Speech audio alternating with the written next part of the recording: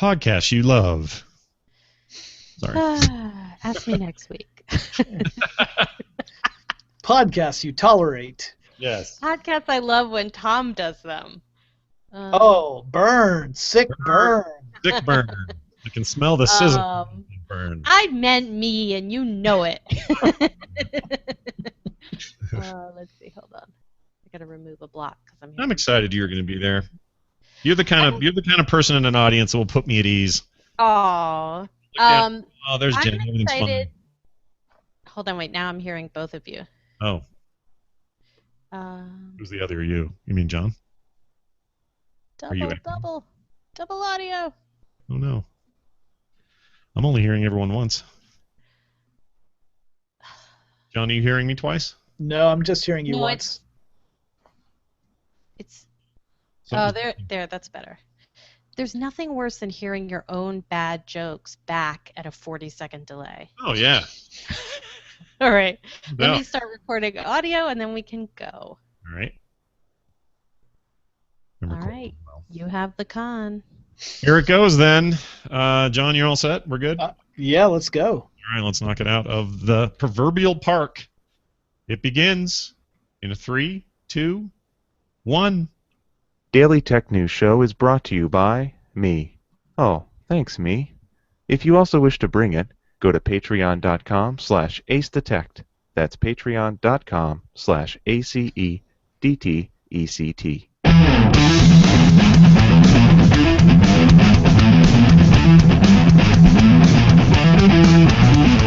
This is the Daily Tech News Show for Wednesday, July 29th, 2015. I'm Scott Johnson. Tom Merritt is out of town, still in Seattle, although I'm going to see him this weekend. Joining me today, the one, the only, the How Stuff Works God and FWThinking.com's own John Strickland. John, how you doing, man?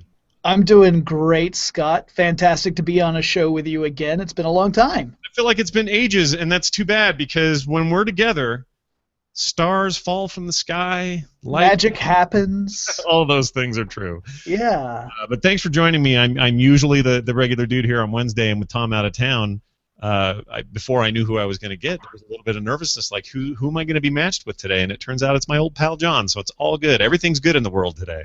Yeah, I'm really excited. Well, good. Let's get to the headlines and see how excited we are then. All right, there's so much to talk about. Holy crap, it is freaking Windows Week if there ever was one. Windows 10 is out in 190 countries today. Microsoft wrote a very nice blog post reminding everyone to run Windows 7 or 8 on a PC or a tablet and then upgrade to Windows 10 for free. You need to have a good bit of eyesight when you're looking at that blog, though, because there's a few asterisks that send you down to the bottom and remind you how you qualify for a free upgrade to Windows 10. So I recommend people do that. They promise Windows 10 will be improved performance and have better security over all their previous versions. We'll talk more about that later in our main topic. Windows 10 also offers new enhancements, including voice, pen, and gesture input, Skype integration in a Messenger app, Continuum to optimize apps and interface across touch and desktop modes, new Edge web browser, which a lot of people are talking about, the Xbox app, and the Siri-like Cortana digital assistant. Windows 7 and 8 users will get a notification in their taskbar. This will tell you when the update or the upgrade is ready to install. For business customers, Windows 10 will be available August 1st, and then other countries, other parts of the world will get all this shortly thereafter. Now, remember that story that Scott just said? Well, if you upgraded to Windows 10, and if you don't like the way it automatically updates drivers, fear not. Wired has a post on how to turn that off. First, you download the troubleshooter from the Windows 10 support page. Next, you'll see a list of automatic updates with boxes next to them. So you can click on any of the boxes corresponding to the updates you don't want, and then you hit Next. If you ever want to see which automatic updates you prohibited, choose Show Hidden Updates instead of Hide Updates on the initial screen. This will reveal the list of hidden updates and give you the option of unchecking them. You'll still need to manually uninstall any drivers previously set on that auto update. All right. Big question before we move on. Yeah. What are you going to do? You getting it right away? You going to wait? Like, what are you going to do, man? I'm a cautious wait and see kind of guy. I like to wait and make sure that initial blast of bugs gets squashed before I jump in, because I don't want the experience of going to my computer and not being able to play Civ 5. I see where your priorities are. That's just fine. Yeah. Well, one more exciting feature of Windows 10 is the ability to stream Xbox One games to your PC. We'll talk more later why I still think this is weird, but later for that. The Verge is now reporting Microsoft's working on a plan to stream PC games to the Xbox One. You know, the natural direction. According to Xbox head Phil Spencer, the challenge is, quote, encoding games and having the right amount of bandwidth to stream them to the Xbox One. He also talks a bit about mouse and keyboard and interface, which I think is important. No timeline on when this feature might arrive, but we'll be talking a lot about it in the discussion today, so hang tight for that. Yep. Trend Micro published a blog post in which they describe an Android vulnerability that can render a phone almost dead, silent, unable to make calls with a lifeless screen. It's pretty much a worst-case scenario. The vulnerability is present from Android 4.3, Jelly Bean, to 5.1.1, which is Lollipop. And the vulnerability can be exploited either via a malicious app installed on the device, or if you visit a specially crafted website hosting that malevolent content. No patch has yet been issued. So I'm not an Android guy, but if I had an Android phone and let's say it was a Samsung phone, am I waiting for them to patch it or am I waiting for Google to patch it? This is an operating system level vulnerability. This is something that affects all Android phones. So really we should be looking to Google to address this. And in fact, this is a vulnerability that Trend Micro has known about since May. So it's a vulnerability they've just now started to talk about publicly, but they've known about it since May and have been in contact with Google, and Google's response was that this was a low-level vulnerability. So perhaps the hope is that by making it public, it will escalate Google's response. Yeah, it doesn't sound low-level, and I also wonder if it affects forked versions of the OS. If somebody using, I don't know, I know there weren't very many, but somebody using an Amazon Fire phone, which is a very forked version of that OS, I wonder if those vulnerabilities exist there, and if they do, what that means for them. That's always scary to me, and if they're calling it low level, I don't know, man. I don't know. Yeah, game over, man. Game over is right. All right, where we're going. This isn't the movie reference you were making, but it's close. We might actually need roads, Marty. The Verge has a big write-up on Amazon's plan for the multi-tiered superhighway in the sky. I do not like that terminology, but whatever.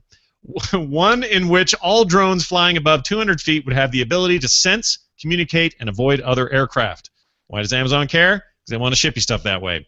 Amazon's proposal, similar to ideals floated by the NASA and Google, would create a slow lane for traffic below 200 feet and a fast lane for long-distance transport between 200 and 400 feet above the ground.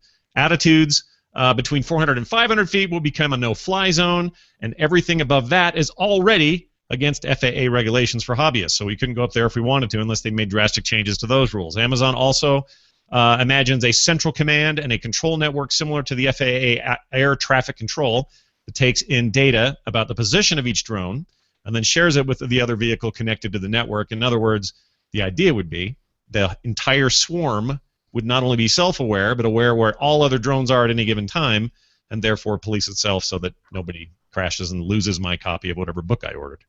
Gosh, Scott, it's almost like there would be a net in the sky.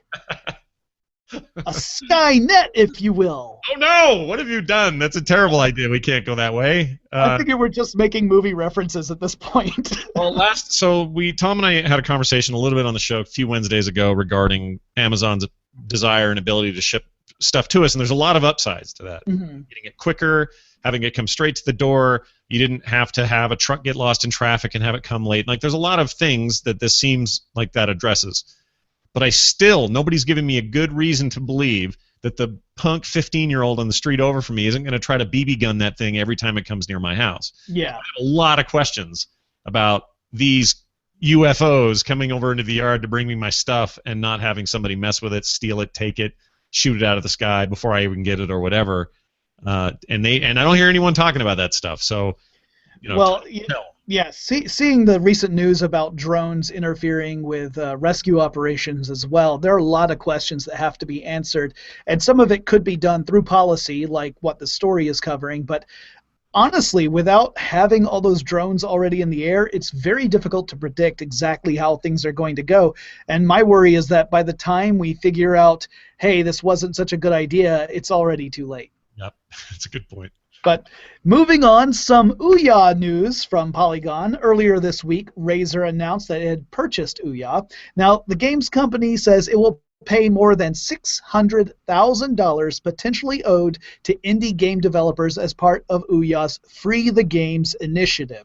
Razer CEO Min Liang Tan found out about the debt, spent some time sorting out the details, and plans to offer up a new contract for the devs who still haven't completed milestones required to receive those funds. One major change: the games would no longer be exclusive to the platform. While Tan is working out the specifics, he did tell Polygon that, quote, "My lawyers don't even know. They're probably going to have a heart attack," end quote. This is what a storied history Ouya has at this point. And I really don't know what to expect out of this acquisition even. I mean, it's nice to see Razer expanding into markets that it didn't previously have and doing things more than just high-precision mice and things like that. You see NVIDIA doing very similar things. So that's all great. I think that kind of expansion is awesome, but I really don't know what benefit they're getting out of this team. I don't either. I mean, it's an approach that lots of different companies have attempted, and everyone sees potential there, but no one has actually really realized it. And I think in large part because the market itself has changed quite a bit from the days when people started thinking about streaming content and that you wouldn't need a powerful computer at home.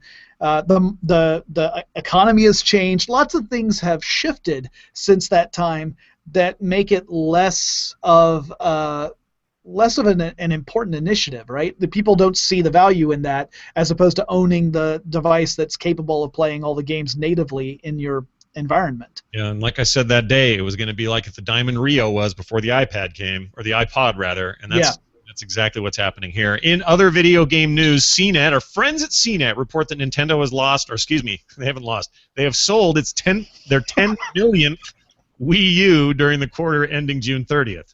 Would that be a real shame to lose your 10 millionth one? That really would. However, the company sold 470,000 units worldwide during the same 3-month period, compared to 510,000 a year before. The year before, they had a lot of good luck riding on the backs of things like Mario Kart and some good first-party games, remake of a Zelda title, and so on. 3DS has over just 1 million in unit sales during the same period, up from 820K last year. So sales are up on 3DS.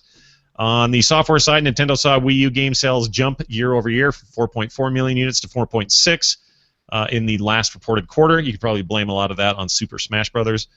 Nintendo's 3DS software sales fell from 8.6 million in 2014 to 8 million this year. So it's weird. Sell more 3DS hardware, sell less games. Sell less Wii U hardware, sell more games. It's kind of a strange seesaw effect on that stuff. And I think this next year is going to be really interesting for them. They lost tragically their CEO to an early death, and nobody quite knows what's going to happen next there. They need some good leadership. They need some smart ideas. They have an NX console nobody's seen yet or heard from, but supposedly it's in the works. Real weird time for Nintendo. Yeah, this could be a transformative time for that company, so definitely keep our eyes on that. TechCrunch reports that the Google Translate mobile app has added new languages to its instant translation tool for a total of 27.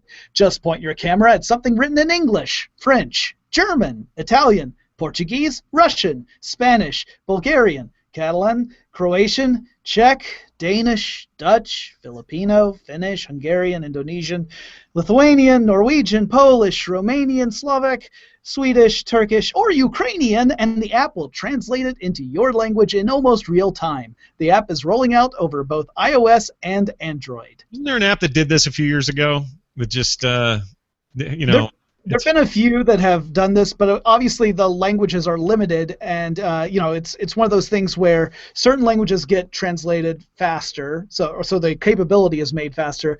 It's also interesting that if you listen to that list of languages I rattled off so professionally just now, there aren't any of the Asian ones. Yeah, those are tricky, right? Yeah, because of the characters are different. Characters, it's basically trying to tell me what a painting means, which is unfortunate. I'm sure that'll come. But here's the thing with what I like about Google doing this. Their translate stuff's been around for a long time and has steadily gotten better over the years.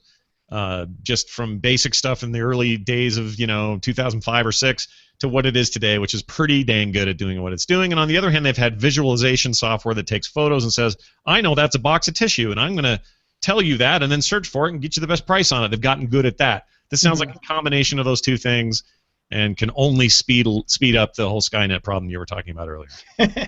Right. Soon, droids will be translating all of our street signs. Can't wait. Facebook earnings are in. Recode says Facebook reports profits of 50 cents per share on $4.04 billion. That's billion with a B. In revenue last quarter, those numbers beat analyst estimates. Facebook's mobile ad revenue now accounts for 76% of all Facebook ad revenue. That's up from 73% last quarter. More than 1.31 billion people. That's a lot of people visit Facebook each month from a mobile device. That's a mobile device, not just desktop, not a combination of desktop and mobile. Mobile. 23% more than the same time the year before. That is a huge uptick. Social Network now has 1.49 billion total users. Daily active users reached 968 million, a 17% gain over the previous year, but less than the 19% it grew in the same period the year before. Mobile DAUs also slowed, gaining 29% from last year, down from 39% rise in those users last year, rather. COO Sheryl Sandberg pointed out to Recode 65% of Facebook's users visit the site every single day. Good job, Facebook. I suppose you're growing. Yeah, you would think that at some point you'd have to level off. There are only so many people left who haven't created a Facebook account. Well, the next one's the VR stuff, and that finishes our headlines. We get news from you all the time. You guys put it up on the subreddit as well as sending emails and all kinds of ways of getting back to Tom and giving him cool ideas, like Captain Kipper did. He sent us a threatpost.com report that security researcher Maxim Rupp. Hold on, I just want to say that name one more time. Maxim Rupp. Let that sink in. Let it soak in. What a name that is. It's as good as Rip Torn as far as I'm concerned. Anyway, he's found 2 bugs that make Honeywell home controllers vulnerable to attacks and hacks. The Tuxedo Touch Controller allows users to control home systems such as security, climate control, and lighting. The first vulnerability lets an attacker around the authentication mechanism in the system, and the second is a cross-site request forgery flaw. Say that 20 times fast. It can be exploited if there's an authenticated user with an active session. So the lowdown on this, the uptake, the quick mode is if a hacker can find your Honeywell home controller online, it wouldn't be all that hard to open your door. And to open your door, they will then have access to you and your things. So don't let them do that. Honeywell's released software updates that fix the vulnerabilities according to Rupp. And if you have this and you don't know what you're doing, talk to someone who does, because that's an important update. And D8UV would like you to know that GigaOM is back. The tech news and research site shut down in March after being unable to pay its creditors. The site was purchased by Knowingly founder Byron Reese, who kicked off the relaunch by interviewing Stephen Wolfram about the future of AI. A post by Tom Sheridar, states that the site is still building back and it will take some time to retain its former glory. Goodness gracious. Send your own picks, by the way, to feedback@dailytechnewsshow.com. You can also find Tom's picks at dailytechnewsshow.com/picks. All right. Why don't we get into the main topic here a little bit? Let's sit down, let's relax, and let's talk about Windows 10. It launched 90 countries rather today. I haven't seen a little thing pop up on my PC yet. In fact, let me check it one more time. Nope. Still not. But I'm hopeful. Although I don't know if I want to. Talking to you makes me think I should wait. Because here's what we're hearing.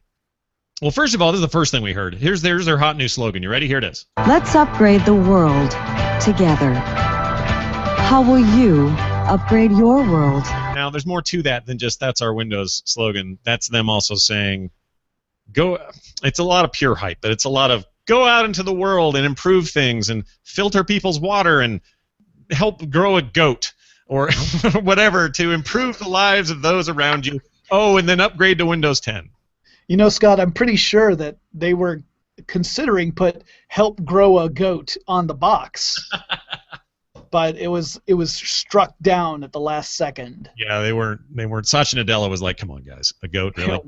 Windows 10 help grow a goat. They do seem to be. I mean, I'll take them at their word. They seem to be interested in doing something more there, and it kind of jives with the new Satya Nadella Microsoft, which seems to be more interested in services, how they can actually help people. They're taking some marketing pages from Apple in this regard. It's a little bit less about the corporate rigidity of what Windows does for a company, and a lot more about what does it do for you in your personal life. How is a teacher better teaching? How is a kid better learning?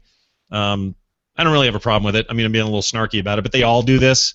And if anything, I see this as a sign that Microsoft is genuinely interested in pulling back that veneer of cold, dark corporate and showing up on other platforms and other devices and having services that don't feel like you have to be a complete devotee to Microsoft in order to enjoy. Do you feel like are you getting that same feeling from this launch? Yeah, I mean, anytime you approach a big marketing push, it's easy to get snarky because the very sleek marketing style that you encounter with big launches like this mean that you can come to the conclusion that perhaps the message isn't sincere, that a company is trying to capitalize upon a particular message or thought.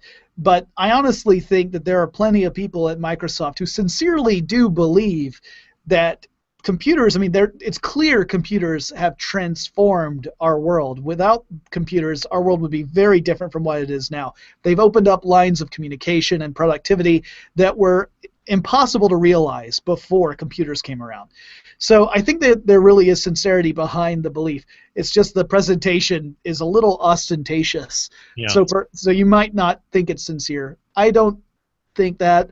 I'm very hopeful that it ends up being an incredibly useful tool because I run Windows machines. So obviously I have a vested interest in being able to use an operating system that can do what I need it to do and possibly make it even easier than what I've done before.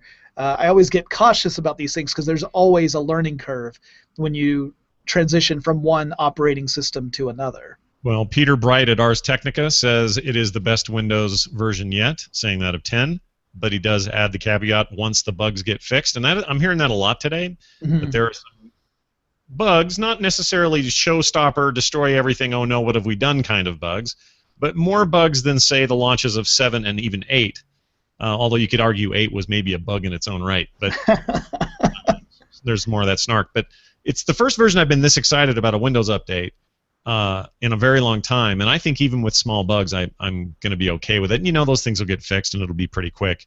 You get your own personal assistant now, so you get your Cortana there. I feel like that's a weird relationship for me because I only think of her as a Halo person. Character, yeah. It's difficult for me to think of her as anything else. So this will be my first experience using Cortana in any way. I know there's recently an Android version of Cortana and also, of course, Windows Phone version and an iOS version coming. But you know, it'll be interesting to see if that has any impact on my voice to computing kind of relationship that I currently have. Edge is supposed to be a better browser. And a weird little feature called the Start menu, John. You heard of that?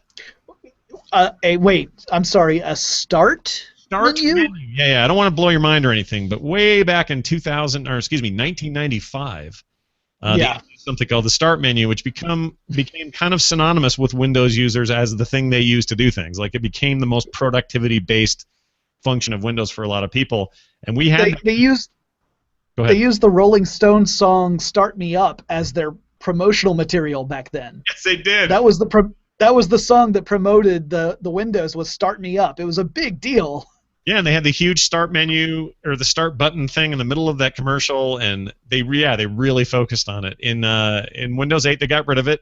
A lot of people didn't like that. Windows 8.1's update sort of brought it back in a way that wasn't exactly the same, but it was a nice addition.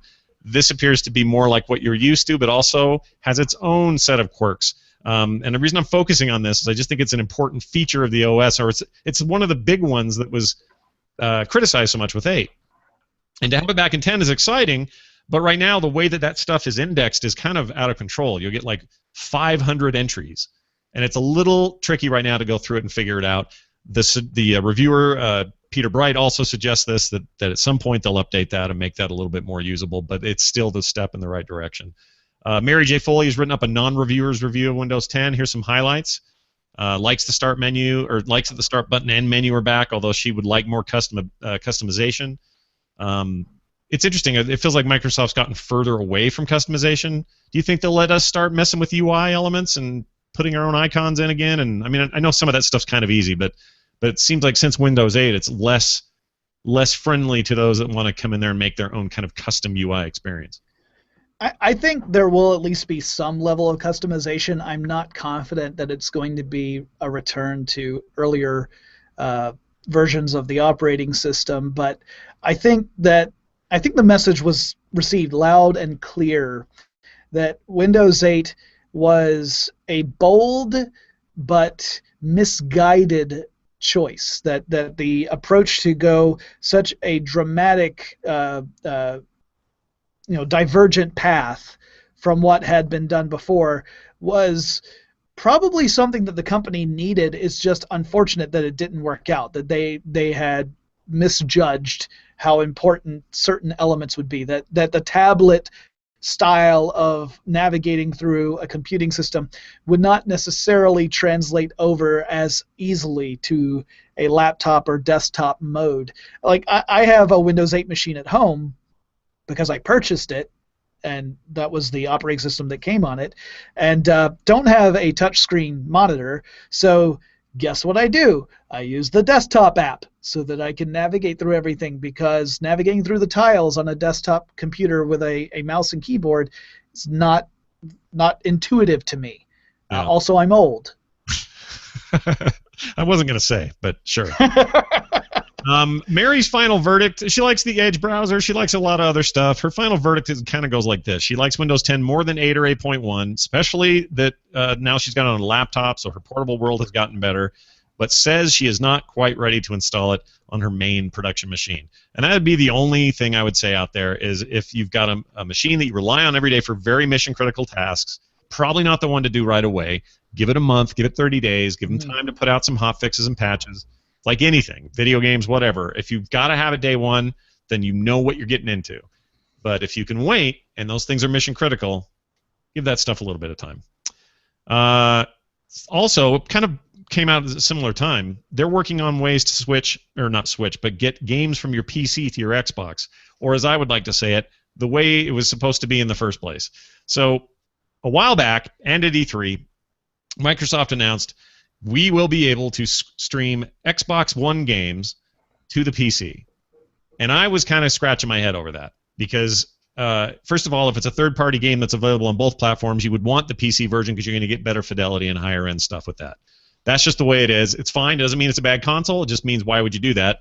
When it comes to first-party stuff like Halo or something else, most gamers, I think, would just hope Microsoft would port the game and do a proper conversion for the PC, a platform they have near complete ownership of in the market, and put it on the PC natively. What they're finally talking about is going the other direction, which is taking PC games and streaming them to an Xbox.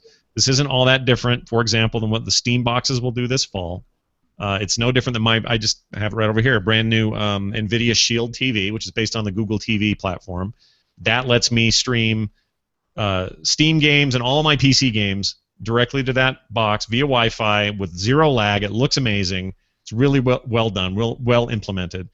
And then one of the other advantages these competitors have is they're all, including Steam, they're all working on their own ecosystems as well. So not only can I take my existing PC games and stream them there, but I can also rent, buy, or subscribe to games like PlayStation does with their PlayStation Now offerings, and play those on that same device, on that same TV, for games you don't already have on the PC. So I think it's really smart for Microsoft to get into that side of the market and let people take PC experiences to the Xbox. That will be a much more sensible transition, and ironically, games that look great on PC are going to look incredible on your Xbox One on a TV, because it's just streaming it. It doesn't have to have the hardware that your brand new, expensive video card has. So what's your take? You think this is the right move for them? I like both directions of this, and I'll tell you why. So I own an Xbox One, and I own a Windows-based machine, and the reason why it appeals to me is that while I agree with you that if I wanted to get a game and it was available both on the Xbox and on the PC simultaneously for the same price, I would want to buy it for the PC for the very reasons you mentioned. It's when you get to a point where a title is on sale or is offered up for free as part of Xbox Live Gold, where you're thinking, oh, I get this game for free, but wouldn't I like to play it on my PC? Then it suddenly makes a lot more sense in that approach. So if you're trying to save some money in that case, that's when I would think it would really become valuable. But I agree entirely. It is a great move to have this this streaming capability in both directions, because I think if we've learned any lesson, Netflix has taught us the more places you are available, the more places you can let the users experience your product, the more ways they are able to do this in a seamless manner, the happier people are.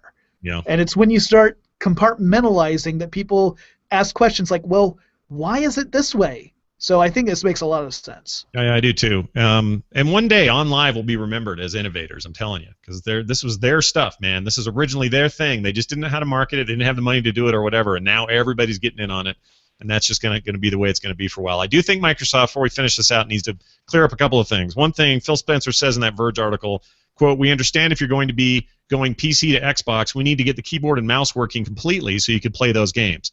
I don't think I agree. I don't think people want to play mouse and keyboard games in front of their TV. The entire point of streaming that other direction is to take the games and experiences that can be played with simple inputs and controllers into the other room where you're sitting on your couch hanging out with your buddies. So I hope that isn't the thing they get all hung up on, because I don't think that matters to gamers as much as he thinks it does. I mean, Valve's got their answer with that weird controller and the touchpad, the haptic feedback and all of that. We still haven't had hands-on with that, so nobody knows if that's really going to work the way they've told us it's going to work. I mean, there's a lot of questions about that, but even they have conceded, yeah, we can't just do keyboard-mouse. There's nowhere to put it. You're not going to have it on your lap. It's kind of a nightmare. So I'm not sure he's right in that regard. But I do think Microsoft needs better messaging when it comes to streaming from Windows 10 to the box or from the box to Windows 10, or which side the HoloLens works on and which side the Oculus Rift works on. There is really confusing messaging coming out of them, or has been since E3, really, or even since GDC. I don't think anybody clearly knows which hat fits on which head right now, and I think that needs to be cleared up. Yeah, I think that might be due to some internal things where within the company itself, not all those decisions have been made. They just know they want to get ahead of other stories so that they are, that they get people excited. But I think they might be laying the track down while the train is already in motion. So it may be one of those things where they're trying to work things out and they themselves don't know the answer to all these questions, which is why the messaging has been a little muddled. Yeah, I completely agree. Let's get to our pick of the day. Big Cartel via Deviloo says this: I was looking for a simple online hosted store and came across the DTNS store, which is hosted by Big Cartel, which is I also use for my stuff, so full disclosure. Since I've already sent you several picks, I suggest you pick this as your own because it's very useful for someone starting out testing the waters. So no need to mention it at all. Just pick it as your own. If you haven't already done so, search the DTNS site before sending this email. Kind regards, Deviloo. Yeah, I can. That's funny that this is the pick because I can totally agree. I think Big Cartel is awesome. BigCartel.com. It's inexpensive for what you get. They've got great templates, easy to use services, great reporting, great integration with different financial stuff, be it PayPal or credit cards or whatever.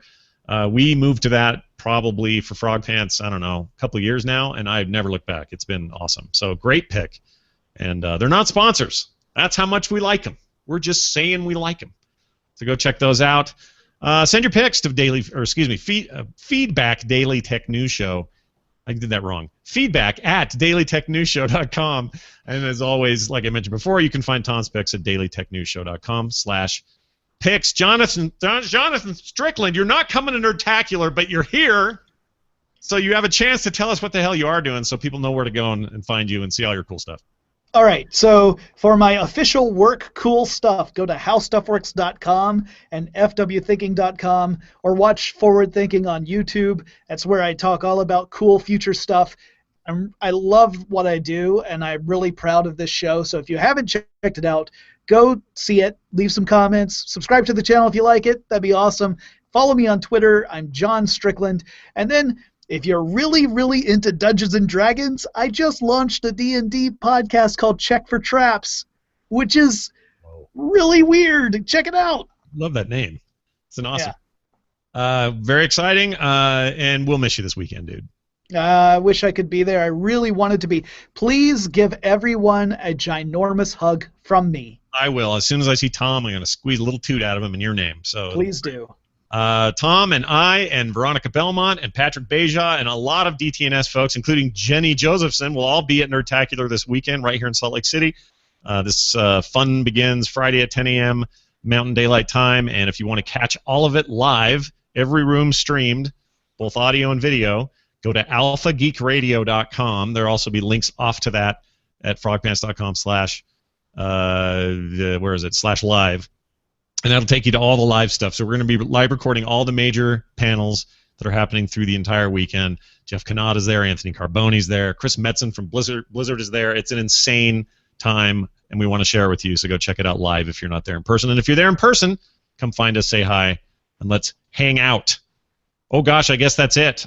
Email address here is feedback@dailytechnewsshow.com. Call us 512-59-DAILY. That's 593-2459. Listen to the show live Monday through Friday at 4:30 p.m. Eastern. It's player.alphageekradio.com. Visit our website, dailytechnewsshow.com.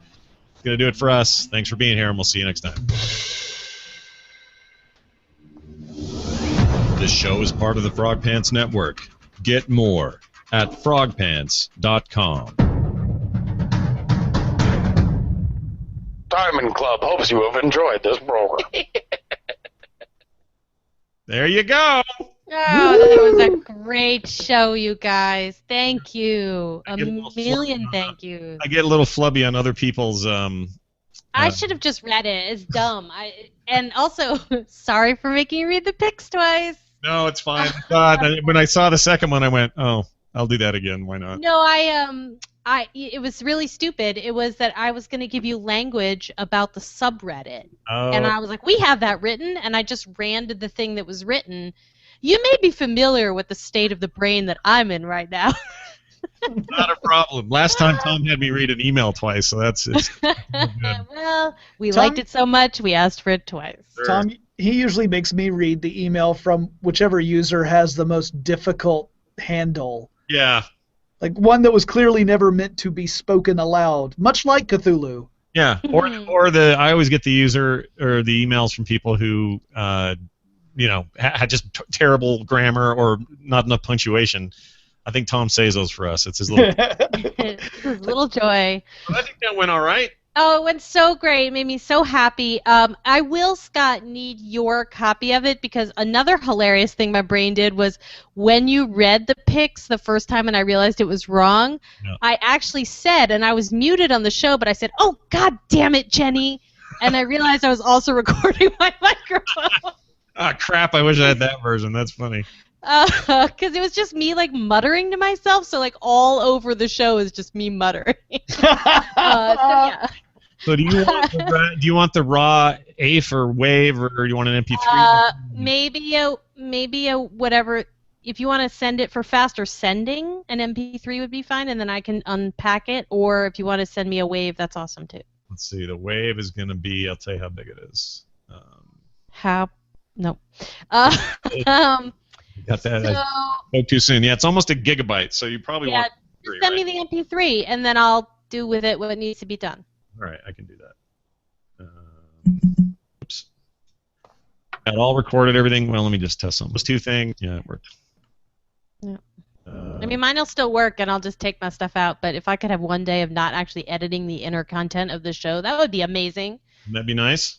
Yeah, that'd be so cool. Here. Okay, I will send this to you shortly via Dropbox, and we'll go from there. would you like to go so that you can go do all the super important things you need to do? I do need to roll, but I Yeah. can title if we know Yeah. the list. You want me to throw you some titles? Okay, so the top vote getter right now is Amazon Skynet. Right. We've got Microsoft now with more cold metal corporate. Microsoft's Windows streams both ways, which isn't quite true yet. Yeah, they want to, but it's not confirmed. So. Yeah, and then I have Microsoft now with less cold dark corporate, and Windows 10, the return of the start menu, which I kind of like. Actually, I kind of like that one too. That rolls off nice. I think I'm gonna go with it. I think that's what we're gonna call it. All right. Well, I didn't get to say because I was listening to myself twice, but I'm super excited to get to Nerdtacular tomorrow and see everyone and meet everyone, and it's just I'm super excited. I'm sorry, John. I'm sorry. It's okay. It's okay. Your joy is something that I wish for. So Yeah. I am sad that I will not be there to partake of the festivities, but I am very happy so many people will be there in an environment filled with laughter and love and happiness. That's what we need in this world, so I am just glad it's happening. Well, you're so nice. If we end up with an extra swag bag, I'll send you one. How about that? Oh, you're sweet. Well, I do what I can. Yeah. Make sure Jeannie gets it first, because. Oh yeah. And so she can take the stuff out of the bag and put the bag over her head and say, "Welcome's back." Thank you guys. You did such a great job. I really appreciate it. I'm it glad was super I'm pro. glad you're saying that because it felt all right to me, but I could never tell from my vantage point. So I'm glad it turned out all right. I know, John. No, it was awesome. I will send you this. Roger doesn't like anything, and he just gave a thumbs up. So there you go. He hates everything. Yeah. He can't talk, I think, because there's baby noises. But he's pointing at the baby. He gave the up thumb of approval. All right, get thee to a Nerdtacular. Go do all the things you got to do. Thank you so much. I'll see you soon. See you, John. Thanks so much. See you, man. See you, Roger. See you, baby. John. That was awesome. And thank you. That was really awesome. It felt like it just felt a great way to go into Nerdtacular for me. Yeah, great. Good. I'm glad we could be fairly low maintenance. Yeah. Yeah. So, so you're taping Forward Thinking, which is why you're not coming to Nerdtacular. Yeah, I shoot on Fridays now, and I write. I write the episodes, and I shoot them the same day.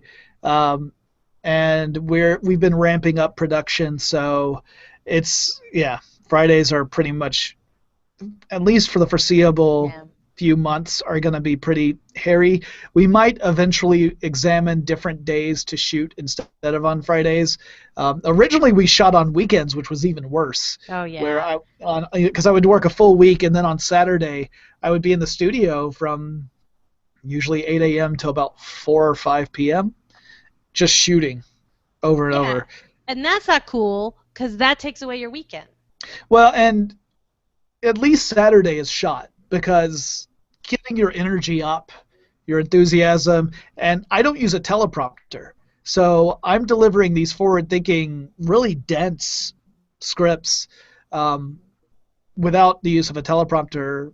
And after about 3 or 4, my brain turns to mush. And the most I've ever had to do in a day is 8. Oh. Yeah, and that was hard. I never want to do 8 in a day ever again if I can help it. So. That's some serious business. But it does mean that I shoot them more frequently. The nice thing was that if I shot 8, I could take a lot of time off. I'm like, well, for the next 5 weeks, I don't have to shoot or write anything for forward thinking. I keep trying to get ahead. I keep trying to get ahead on my podcast. Tell it anyway. Yeah. Oh, it's impossible. It's impossible. So I applaud your efforts. It's crazy, right? Because what you'll do is you'll sit down, you'll record extra episodes, and it feels like you've done, 4 extra weeks worth of work. You're out for 1 week and suddenly you're behind. And this is not how time works. What's happening? Mm-hmm. It is really, really tough. Yeah, it's why I rarely take vacations. And what is a vacation? Yeah, I have 2. I've got 2 planned, and I'm actually scared because they're so close together that knowing what I'm going to have to do in order for those 2 vacations to work is terrifying me. Terrifying. And it's 3 weeks total. 3 weeks.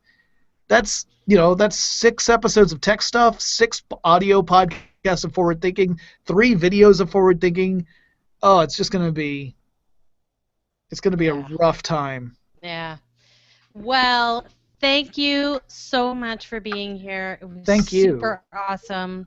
And I can't tell you how much I appreciate it, really. Anytime. You just let me know, and Awesome. I love being on the show, so it's a lot of fun for me too. And I hope your travels are swift and safe, and that you have a wonderful time this weekend. Yes, I'm really looking forward to it. I'm just going to get in that gondola and go up until Yeah. I can't anymore. I haven't done that yet. I was at Nerdtacular a couple years ago, but I did not get a chance to go on the gondola, mostly because that was the year of the mudslide. So Yes. I missed the first day Yes. because I was one Well, of the people who hadn't made it up there yet. better miss the first day than be up on the gondola during the mudslide. I guess. I mean, you're above it, right? True. So at least at that point, you might be like, well, I don't know when I'm getting down, but at least I'm not At under least I'm that. up here on a mountain. All right, Uh, take care. I'm going to go publish, and thank you again so much. Thank you. You have a great one. All right, bye. Bye.